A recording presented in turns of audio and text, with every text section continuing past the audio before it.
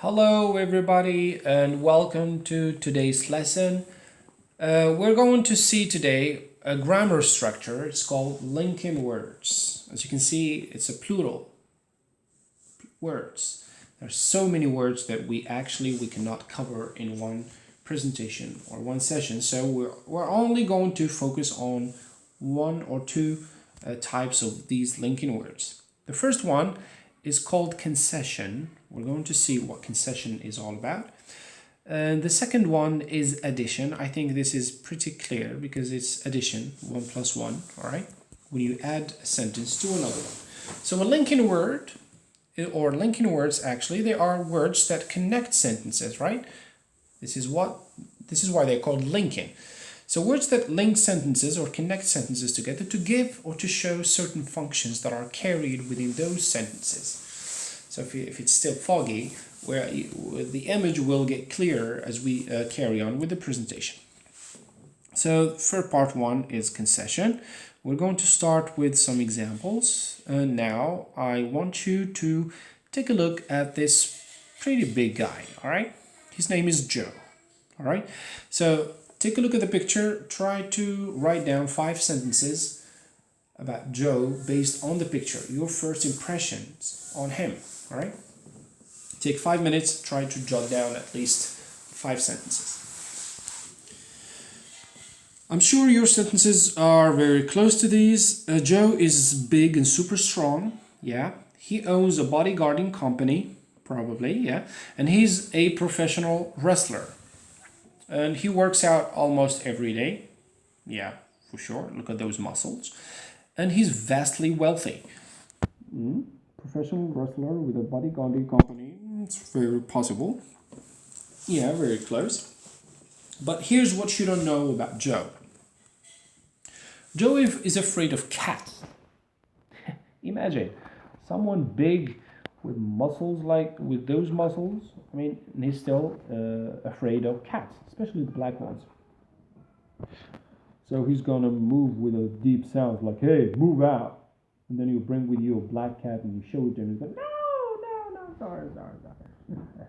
Okay, number 2, it says he loves talking or taking long walks on a beach. A romantic person. That's not his cup of tea. I think that's right? Someone big, bold, right? He's bold.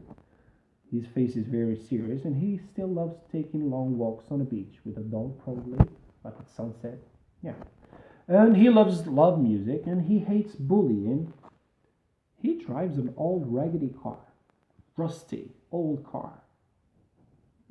Someone who's wealthy and he drives an old raggedy car? Do you think that's normal? No, I don't think so.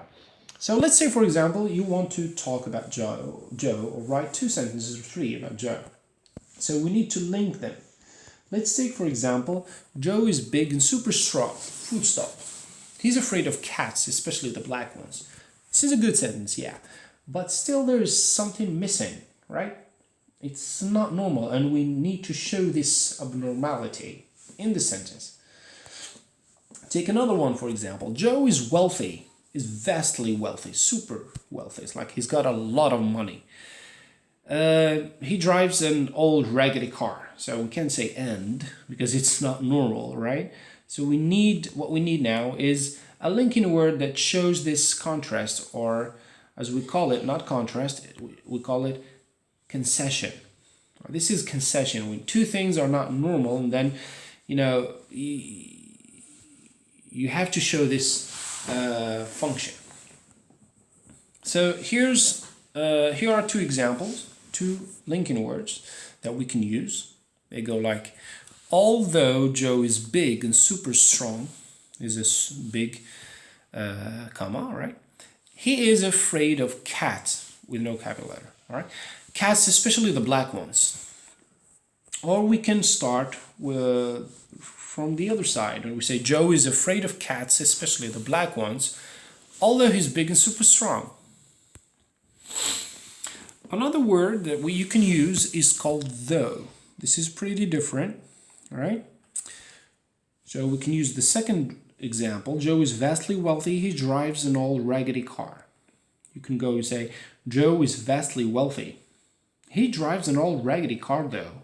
You see, even the intonation has changed. And as you can see, the word is put at the end with a comma, right? And though is most of the time used in spoken texts, not in written ones, and it's at the end of the sentence. So here we have three other linking words that express contrast. They actually function as but. Take this one. Joe is a professional wrestler. He loves taking long walks on a beach. So we assume that taking long walks on a beach is not a professional wrestler's thing. So professional wrestlers, they do not waste their time taking long walks on a beach. That's the premise. We might be wrong, but this is the premise, right? So you say Joe is a professional wrestler. Full stop. However, comma, he loves taking long walks on the beach. You see, these punctuations are very important. They make the difference between the previously seen expressions and these three in terms of use. And here we have a spicy one, because it's despite and in spite of is a little bit difficult to use. Take this one. Joe is a professional wrestler. He loves taking long walks on a beach. Right. So if you want to use despite, in this case, it goes like this. Despite being a professional wrestler, Joe loves taking long walks on a beach. That's correct. We go back to the verb and we put it in the gerund form, right? Like infinitive plus ing. Good. Take another one. Joe owns a bodyguarding company. He drives an old raggedy car. So we can use despite, either despite or in spite of. The same thing happens here. We put the verb in gerund and we say despite owning a bodyguarding company, Joe drives an old raggedy car. Very good. But pay attention. This ing thing works very well only when we have the same subject in both sentences. Like here we have Joe and he. Right? Take this example. So Joe has a deep, scary voice. Kids don't get scared when he's talking to them.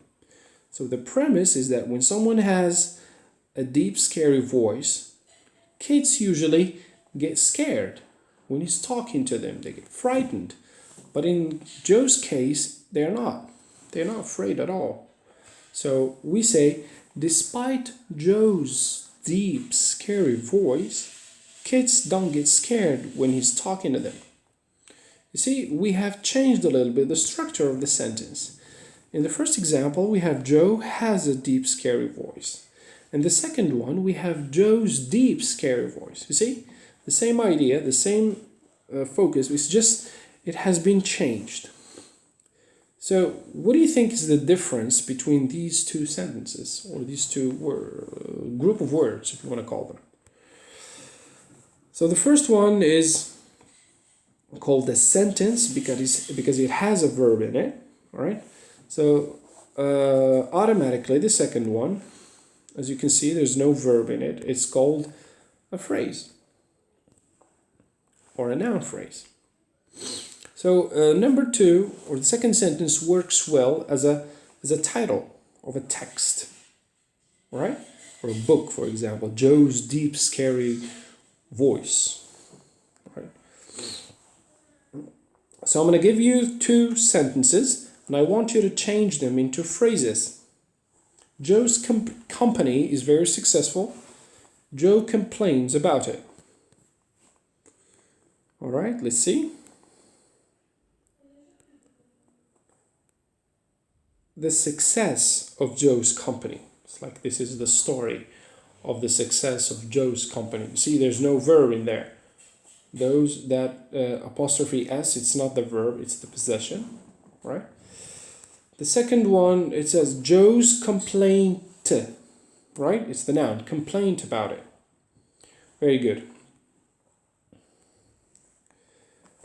So let's move to some tasks, and here I'm going to provide you with a series of sentences, and I want you to combine these sentences using the linking words given in brackets. Take for the first one, it says, I'm short. I'm good at basketball. You see, the premise here is that short people are not really good at basketball. Well, this is not a rule, by the way. There are some really good basketball players that are short. Well, they are short in compared to the rest. If the rest are like 2 meters, like 6.7 feet, that's yeah, all right. So not all short people are really bad at basketball. So, but in this sentence, the premise, it says short people are not good at basketball. But this one is an exception. So I've got 2 bikes and I can't ride a bike. Imagine, what are you keeping them for if you have bikes and you don't ride them, right? This is the concession that we're trying to show here. My mom's French and I don't speak French. This is weird. Imagine your mom is French or German, but you don't speak that language.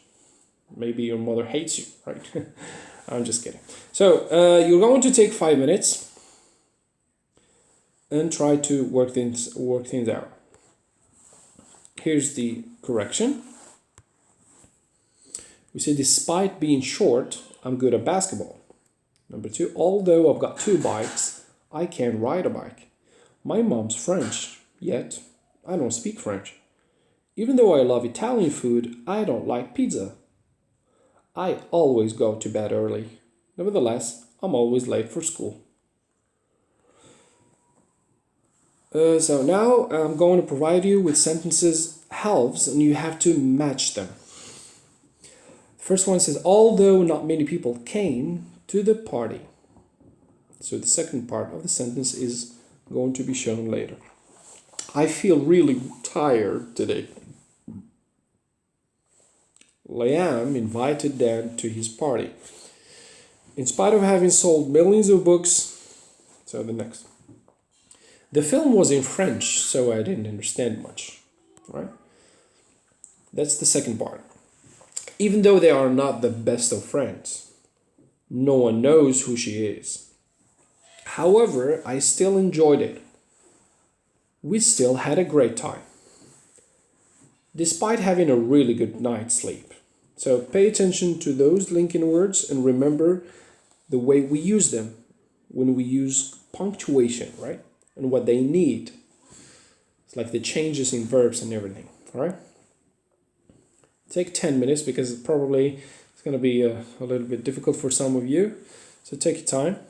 Here's the correction after you have done your best.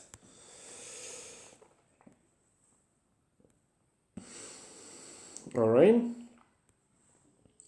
So thank you for your attention and see you on the second part of this presentation.